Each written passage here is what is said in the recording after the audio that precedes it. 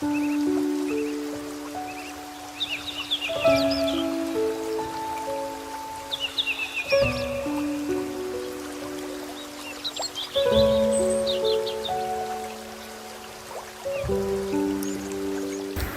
биздин мекенибиз Кыргызстан кандай керемет жер. Акыркы мезгилде биздин ушул жергебиздин кооздугу бүткүл ушул дүйнөгө таанымал болуп, элдер биле баштады. Ушундай кооз, адамдын колу тийбеген жаратылышы бар деп бизди тааныйт. Ушул Кыргызстандын 94% тоолор менен курчалат. Бирок дал ушундай керемет кооздукту биз бүгүн мындай өз деңгээлде биз сактай албай жатабыз.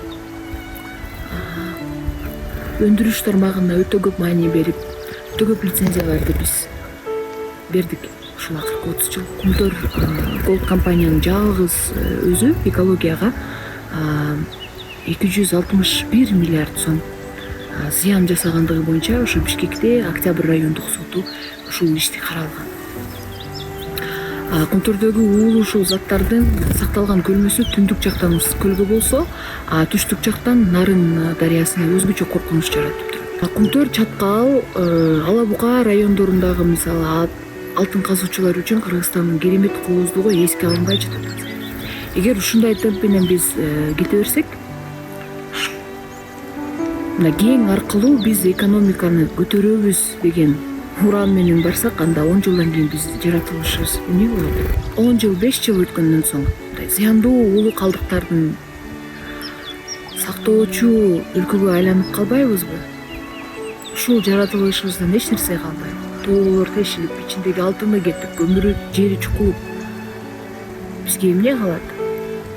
Биздин ата бабаларыбыз үчүн эмне бауу болгон? Биздин жаратылышыбызбы же кыргыздын напсеби? Ушул бутка турабыз, жылуу кийинебиз, даамдуу тамак жейбиз деп эле ошол үчүн биз өзүбүздүн жаратылышыбызды саткан.